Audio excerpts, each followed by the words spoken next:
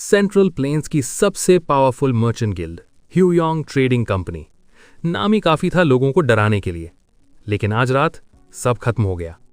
आग ने पूरी जगह को निगल लिया। बिल्डिंग्स जल रही हैं, दौलत राख बन रही है।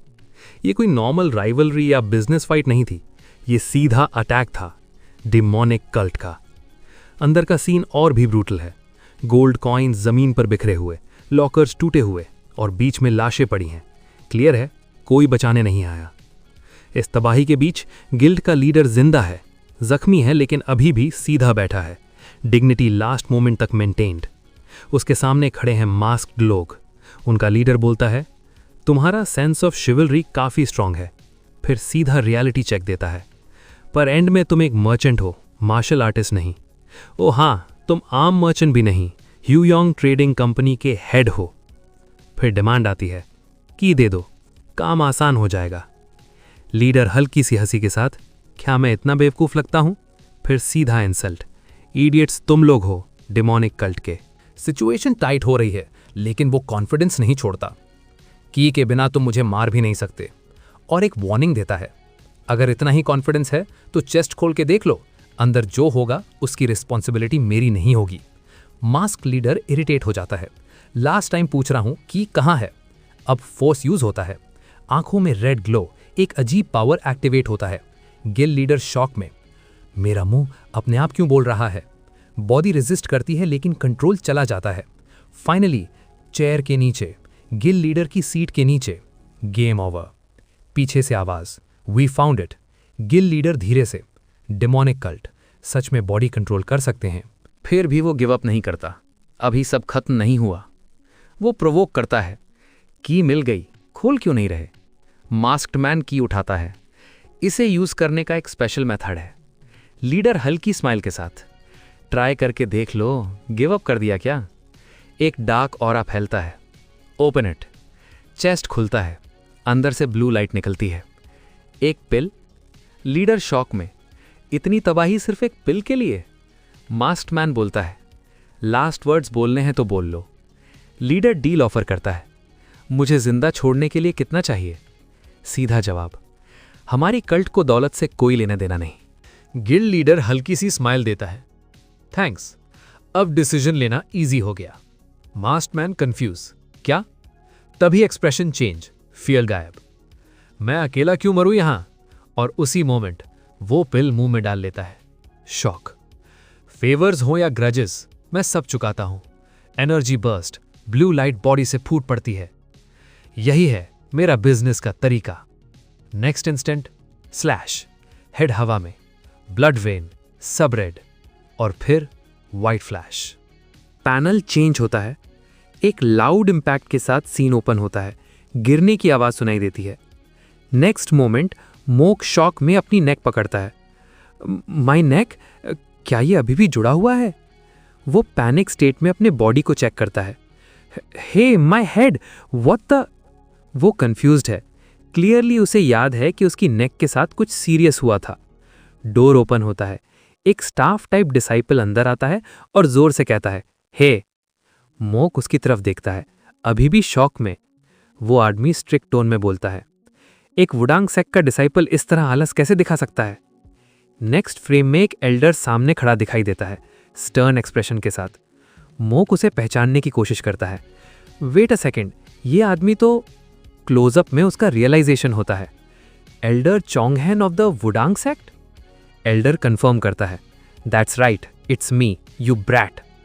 तुरंत वो मोक को स्टाफ से मार देता है, एक डायरेक्ट हिट। एल्डर कमांड देता है, अपना होश संभालो और जल्दी से खड़े हो जाओ। मोक अभी भी कंफ्यूज्ड है, ये सब आखिर हो क्या रहा है। वो अपने मन में बोलता है, लगभग 30 साल हो रहे हैं जब मैं वुडांग सेक का एक डिसाइपल हुआ करता था। ट्रेनिंग ग्राउंड का फ्लैशबैक दिखाया जाता है। मल्टीपल डिसाइपल्स प्रैक्टिस कर रहे हैं। मॉक कंटिन्यू करता है, मुझे एक्सपेल्ड किए हुए काफी वक्त हो गए हैं, लेकिन मुझे अब भी याद है कि ये मेरे मास्टर थे। वो प्रेजेंट सिचुएशन को कंपेयर करता है, ये इस तरह यहां क्यों खड़े हैं। वो फर्दर कंफ्यूज होता है, मुझे किसी चीज पर विश्वास ही नहीं हो रहा है। तब एक स्ट्रेंज ऑब्जेक्ट अपीयर होता है, ग्लोइंग बैम्बू स्लिप्स। उस पर लिखा होता है, heavenly bone, grade 5, viewing locked, heavenly eye, Grade 2, viewing locked. Quick movement. Grade 9, price 3 coppers. Talent for the sword, lowest. Grade 8, talent for the body arts, lowest. Grade 9. Mock observe करता है, ये तो एक साधारण बैम्बू स्लिप जैसा लगता है। Bamboo slips हवा में फ्लोट करते हुए उसके सामने आता है। एल्डर रूम से निकलते हुए कहता है, दिन में सपने देखना छोड़ो और बाहर आओ।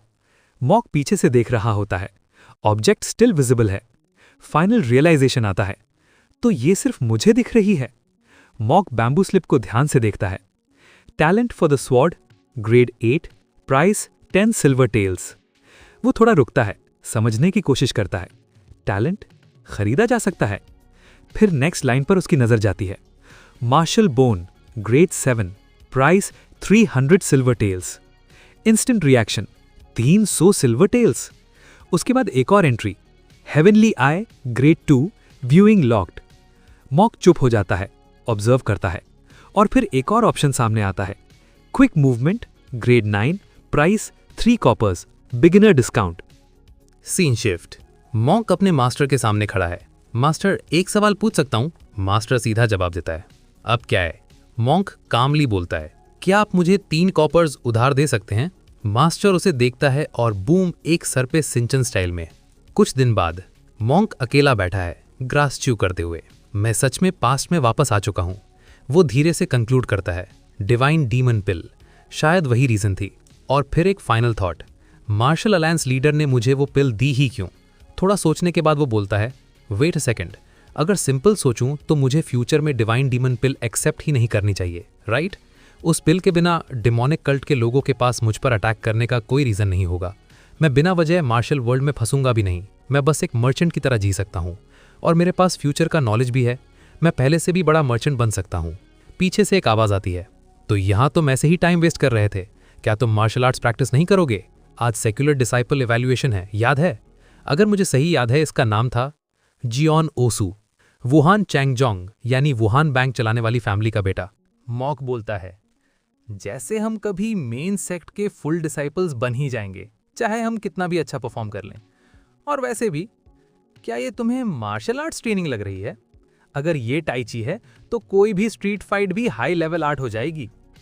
जॉन ओसू बोलता है, वैसे ये ग्रास फ्लूट्स क्या हैं? ओह ये, मैं इन्हें मेन सेक्ट डिसाइपल्स को बेचने वाला हूं। सच कहूं तो हम यहां मार्शल आर्ट से ज्यादा नेटवर्किंग के लिए हैं। लेकिन वो लोग चाहे यंग हों, प्रॉपर एसेटिक टाओइस्ट्स हैं। एसेटिक टाओइस्ट जो सेक्युलर दुनिया छोड़कर कल्टीवेशन की लाइफ जीता है। खासकर वो लोग जिनके नाम आज रिकॉर्ड होंगे, बचपन से सिर्फ मार्शल आर्ट्स ही सीखे हैं। वो छोटी चीज़ों जैसे ग्रास फ्लूट्स के लिए भी एक्साइटेड हो जाएंगे और खरीदने की कोशिश करेंगे।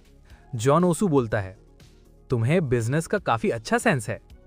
जितना मुझे याद है, ये फ्यूचर में वुहान चियोन जैंग का ओनर बनेगा। मॉक मन में, मेरी पिछली लाइफ में मुझे 1 महीने में ही निकाल दिया गया था, इसलिए हम कभी इतने क्लोज नहीं हुए। वैसे भी इसके साथ अच्छे टर्म्स में रहने में कोई नुकसान नहीं है। ओसू बोलता है, मैं भी एक खरीदूंगा। प्राइस आता है 3 कॉपर्स। ओसू पैसे देता है और चला जाता है। पैसे लेने के बाद मॉक अपने मन में बोलता है, चलो एक स्किल खरीदने का जुगाड़ हो गया। तभी वो मन में बोलता है, परचेज। 3 कॉपर कॉइन्स हाथ से गायब। अजाइल मूवमेंट खरीदा जाता है। तभी पीछे से दर्द भरी आवाज आती है। 3 मेन डिसाइपल्स और 2 आउटर डिसाइपल्स के बीच फाइट हो रही है। मेन डिसाइपल बोलता है, हिम्मत कैसे हुई इन लो ग्रेड टेक्निक को टाइचे बोलने की? और वो बोलता है कि अब मैं तुम्हारा हाथ तोड़ के ही रहूंगा। उनमें आर्ग्यूमेंट बढ़ता ही जा रहा है। तभी पीछे से मॉक आता है और अपना इंट्रोडक्शन देता है और बोलता है कि क्यों ना हम इस फाइट को थोड़ी देर के लिए रोकें और मेरे पास जो इंटरेस्टिंग चीज है उसे एक बार को देखें। एज एक्सपेक्टेड, जॉन ओसू जितना अच्छा बजाना मुश्किल है, स्टिल इतना काफी होना चाहिए, राइट? मैं मेन सेक्ट से म्यंग यंग हूं, क्या हम इसे बजा के देख सकते हैं? हुईयोंग बोलता है कि आप लोगों को पता होना चाहिए, एक बार लिप्स लग गए तो चीज यूज्ड हो जाती है और वैल्यू गिर जाती है। Is that so? मैं समझा, अगर ऐसा है तो।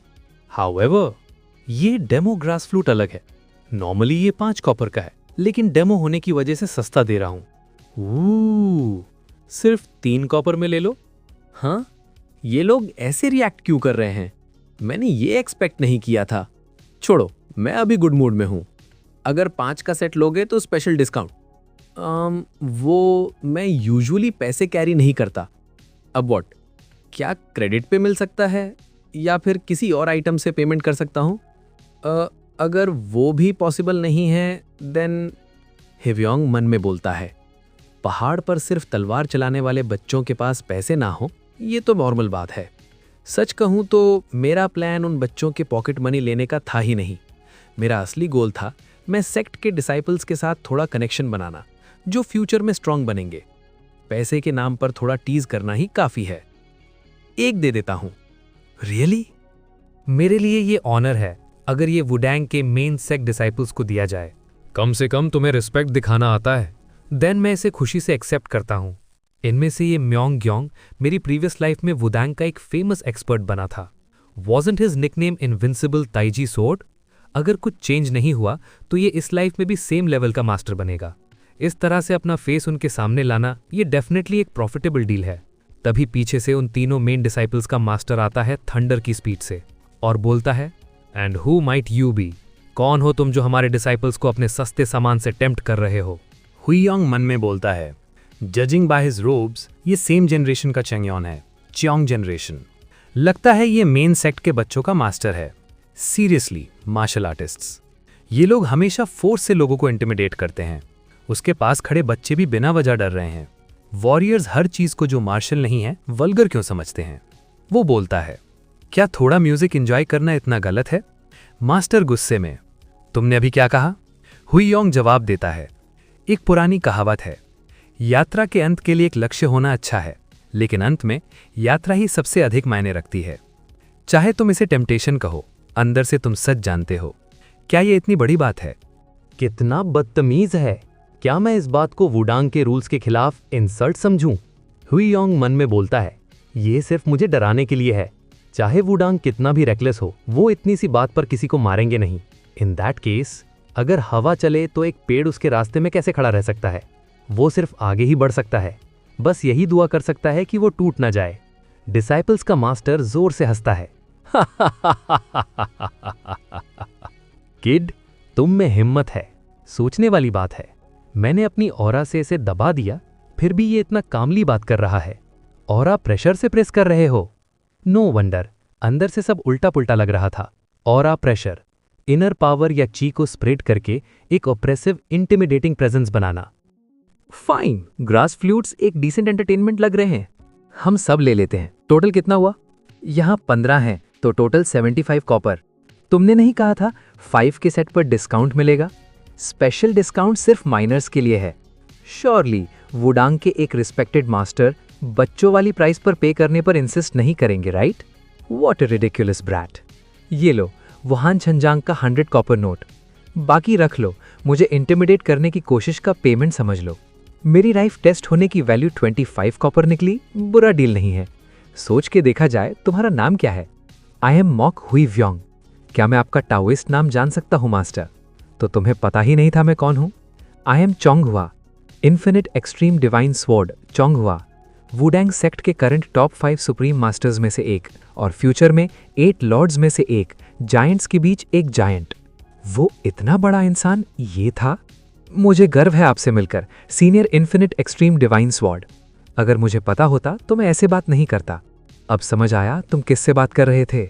यस सर, लेकिन जैसे वुडांग का अपना तरीका है, एक मर्चेंट का अपना तरीका होता है। कुछ समय बाद पीछे एक आवाज आती है, तुम काफी बदतमीज हो। तुम एक भी कदम पीछे नहीं हटे, है ना? इन्फिनिट एक्सट्रीम डिवाइन स्वॉर्ड के सामने भी तुमने जुबान चलाई। ये वाकई इंप्रेसिव है। मुझे लगा था मैं मुश्किल से एक ही रुकावट पार कर पाऊंगा, और अब ये आदमी सामने आ गया। फिलहाल सेक्युलर डिसाइपल ग्रुप का सबसे बड़ा ट्रबल मेकर, और मेरी रिग्रेशन से पहले वही आदमी मेरी वुडांग से निकाले जाने की सबसे बड़ी वजह था। बॉल्डी मोक हुईयोंग को देखकर पहचान लेता है और उससे कंफर्म करता है कि वो वही है। वो कैजुअली बोलता है कि उसने सुना है कि मर्चेंट किंग का बेटा वुडांग का सेक्युलर डिसाइपल बना है, इसलिए उसे लगा कि वो मोक ही होगा। मोक तुरंत डिनाई करता है और कहता है कि वो बस एक ऑर्डिनरी फार्मिंग फैमिली से आता है।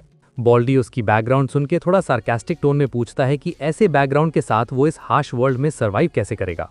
फिर वो बिना हेजिटेशन के बोलता है कि अब उसे उसका दोस्त बनना पड़ेगा और अपना हाथ आगे बढ़ाता है। मोक के इनर थॉट्स रिवील होते हैं कि अपनी प्रीवियस लाइफ में उसने ये हाथ एक्सेप्ट कर लिया था। वो याद करता है कि उसके पास ना टैलेंट था ना कोई बैकिंग, इसलिए उसने इसे एक गोल्डन अपॉर्चुनिटी समझा। लेकिन वो फिर कहता है कि ये सब सिर्फ एक इंसिडेंट तक ही सही लगा, जहां सब डिसाइपल्स लाइन में खड़े हैं और एक सीनियर अथॉरिटी फिगर इंक्वायरी कर रहा है। वो लाउडली अनाउंस करता है कि कुछ सस्पिशियस आइटम्स सेक्युलर डिसाइपल्स के क्वार्टर्स में मिले हैं। एक बैग गिराया जाता है जिसमें बुक्स और मटेरियल्स दिखते हैं। मोक धीरे से हंसता हुआ आइडेंटिफाई करता है कि ये वही चीजें हैं जो बॉल्डी पढ़ रहा था। मोक साइड से ऑब्जर्व करता है और सोचता है कि बॉल्डी ने कभी उसे ये बुक्स बोरो नहीं करने दी, तो अब उसके साथ जो हो रहा है वो उसके हिसाब से जस्टिफाइड है। अथॉरिटी फिगर डायरेक्टली मोक से पूछता है कि क्या उसे पता है ये चीजें किस रूम में मिली हैं। फिर बिना रुके वो अनाउंस करता है कि ये सब मोक हुई योंग के रूम से मिला है। मोक शॉक में आ जाता है और तुरंत रिएक्ट करता है कि ये उसका नहीं है।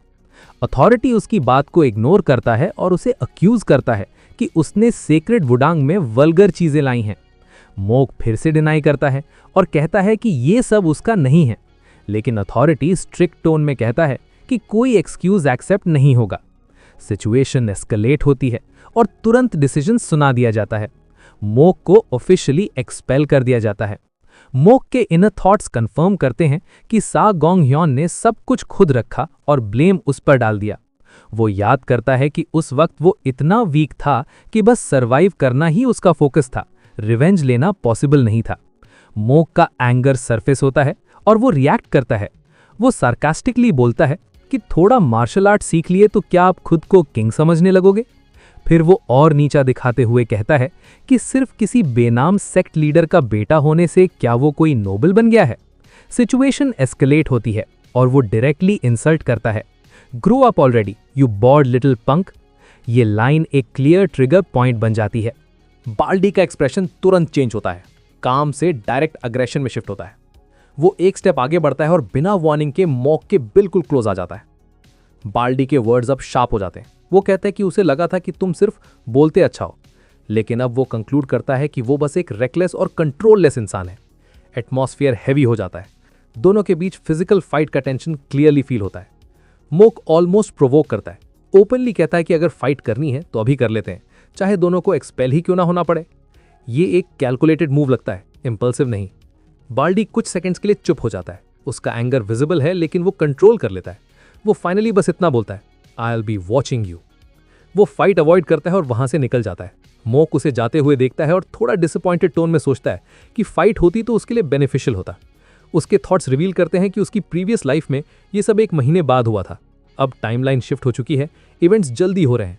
मोक रियलाइज करता है कि अगर उसे अपनी पास्ट लाइफ नॉलेज का यूज करना है तो उसे जल्दी एक्शन लेना पड़ेगा। वो प्लान बनाता है कि या तो यहां से निकलना होगा या फिर सेक्युलर डिसाइपल इवैल्यूएशन में कुछ ट्रिक यूज करनी होगी। तभी जियोन ओसू उसे आवाज देता है, उसका नाम लेकर रोकता है। वो कैजुअली पूछता है कि अगर उसका सामना सागांग्यन से हो गया तो क्या करेगा। मोक रिलैक्स टोन में बोलता है कि पेयरिंग रैंडम होती है, जब टाइम आएगा तब देख लेगा। दूसरा बंदा उसकी कामनेस देखते सरप्राइज होता है और कहता है कि वो एक्सपेक्टेड से ज्यादा ऑप्टिमिस्टिक है। मोक इंटरनली करेक्ट करता है, ये ऑप्टिमिज्म नहीं है, ये सर्टेनिटी है। वो क्लियरली कहता है कि उसे पता है उसका अपोनेंट कौन होगा। उसकी पास्ट लाइफ मेमोरीज कंफर्म करती हैं कि उसका अपोनेंट साई गोंगहियन का एक अंडरलिंग होगा। फ्लैशबैक आता है कि वो पहले कैसे कंप्लीटली क्रश हो गया था। ना टैलेंट ना स्ट्रेंथ, रिजल्ट पहले से फिक्स था। मोक कंक्लूड करता है कि अगर कुछ चेंज नहीं हुआ तो सब कुछ सेम तरह रिपीट होगा। फिर वो एक मिट्टी से भरा पाउच टाइटली पकड़ता है, सिंबलाइजिंग कि इस बार वो आउटकम चेंज करने का डिसीजन ले चुका है। फाइनल थॉट क्लियर है, अगर कुछ चेंज नहीं किया तो हिस्ट्री रिपीट होगी। सीन चेंज होता है। एक स्पारिंग मैच चल रहा है जहां 2 डिसाइपल्स अग्रेसिवली एक दूसरे पर पंचेस एक्सचेंज कर रहे हैं। बैकग्राउंड में बैठा एक सीनियर कामली ऑब्जर्व कर रहा है, जैसे ये सब उसके लिए रूटीन हो। वो धीरे से कमेंट करता है, लगता है शुरू हो चुका है। तभी एक और फिगर एंटर करता है, कंपोज्ड, कॉन्फिडेंट और क्लियरली हायर स्टेटस का। वो रिस्पेक्टफुली एड्रेस करता है, सीनियर ब्रदर चियोंगवा, आप यहाँ कैसे? चियोंगवा कैजुअली रिप्लाई देता है कि उसके मास्टर ने सजेस्ट किया था कि वो सेक्युलर डिसाइपल्स को पहले ऑब्जर्व करें, लेकिन उसकी टोन से लगता है कि उसका इंटरेस्ट सिर्फ ऑब्जर्वेशन तक लिमिटेड नहीं है। नीचे अरीना में फाइट चलती रहती है, कुछ डिसाइपल्स क्लियरली आउटक्लास हो रहे हैं। चियोंगवा लाइटली रिमार्क करता है कि यहाँ कोई भी पर्टिकुलरली नोटवर्दी डिसाइपल नहीं लग रहा।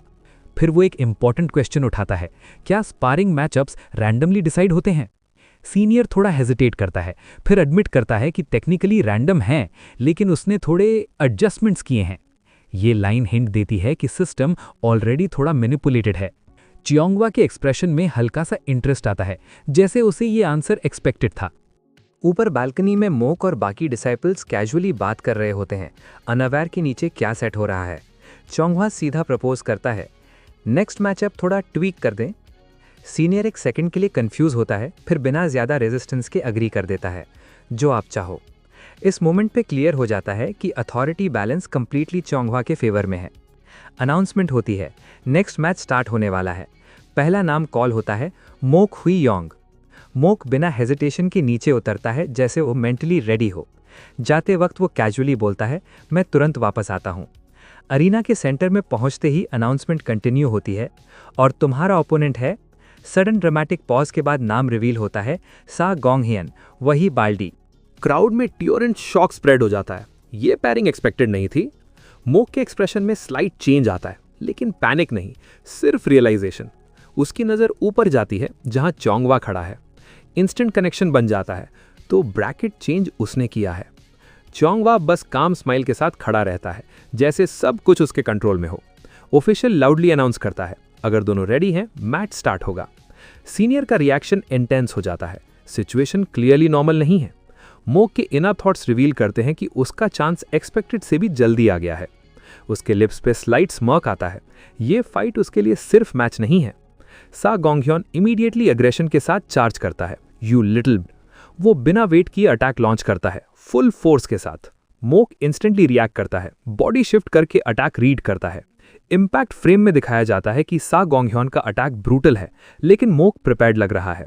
सा गोंगह्योन शाउट करता है, मैंने कहा था ना, मैं तुझे देख रहा हूं। उसका अटैक और ज्यादा वायलेंट हो जाता है, जैसे पर्सनल ग्रज हो। मोक के थॉट्स एक लाइन में समराइज होते हैं, ये प्लान का पार्ट नहीं था। मॉक इंटरनली डिसाइड करता है कि चाहे कुछ भी हो, उसे एक क्लीन हिट लैंड करना ही है। उसका हाथ टाइटली क्लोज होता है। वो एक स्मॉल हिडन ऑब्जेक्ट यानी कि एक पाउच ग्रिप करता है। ये क्लियरली एक प्लान्ड मूव है, ब्रूट फोर्स नहीं, स्ट्रैटेजी इन्वॉल्व्ड है। नेक्स्ट मोमेंट वो लाउडली शाउट करता है, टेक दिस। वो सडन बर्स्ट के साथ आगे डैश करता है और डायरेक्ट स्ट्राइक लॉन्च करता है। उसका अटैक कनेक्ट करता है, अपोनेंट का फेस डिस्टॉर्ट हो जाता है हिट से। क्राउड और नियर बाय डिसाइपल्स शॉक में आ जाते हैं, उन्हें ये एक्सपेक्टेड नहीं था। एक सीनियर ऑब्जर्वर का एक्सप्रेशन चेंज होता है, इंटरेस्ट सडनली स्पाइक करता है। अपोनेंट पेन में रिएक्ट करता है, लेकिन अभी भी खड़ा है, मतलब फाइट खत्म नहीं हुई। मॉक तुरंत पीछे नहीं हटता, इंस्टेड वो मोमेंटम कंटिन्यू करता है। वो टर्न करके एक कॉन्फिडेंस स्मर्क देता है, जैसे सब कंट्रोल में हो। उसके बॉडी के अराउंड एक सटल ऑरा लाइक इफेक्ट दिख रहा है, स्पीड और फ्लो का इंडिकेशन। फिर वो कामली अनाउंस करता है, and for the follow up. Without delay वो सेकेंड अटैक चेन करता है, एक और प्रिसाइज स्ट्राइक। ये अटैक और क्लीन लैंड होता है, अपोनेंट का बैलेंस ब्रेक हो जाता है। मॉक फिर टेक्निक का नाम कॉल करता है, ट्रिपल टैलेंट फिस्ट। ये क्लियरली एक कॉम्बो बेस्ड टेक्निक है, एक के बाद एक हिट्स का सीक्वेंस। वो थर्ड स्ट्राइक डिलीवर करता है और कहता है, one punch isn't enough, so here's another. Opponent visibly stagger होता है, उसका बॉडी रिकॉइल करता है हिट से। लेकिन इस मोमेंट पे मॉक के एक्सप्रेशन में स्लाइट कंफ्यूजन आता है। वो इंटरनली फील करता है कि उसका बॉडी थोड़ा अजीब बिहेव कर रहा है। उसका कंट्रोल स्लाइटली ऑफ लगता है, जैसे एनर्जी फ्लो अनस्टेबल हो। नेक्स्ट इंस्टेंट में सिचुएशन फ्लिप होती है। ओपोनेंट सडनली काउंटर करता है। मॉक का रिस्ट पकड़ा जाता है एक स्ट्रॉन्ग ग्रिप के साथ। बिफोर ही कैन रिएक्ट, उसे वायलेंटली ग्राउंड पर स्लैम कर दिया जाता है। इम्पैक्ट हैवी होता है, क्लियरली डैमेज हुआ है। ग्राउंड पे गिरते ही मॉक रियलाइज करता है कि वो थोड़ा ज्यादा अग्रेसिव हो गया था। वो एक्सेप्ट करता है कि बिना सोचे 2 बार स्ट्राइक कर दिया, कंट्रोल लूज हो गया था। मीनवाइल ओपोनेंट धीरे से खड़ा होता है। उसका फेस ब्लडीड है, लेकिन आईज में प्योर रेज।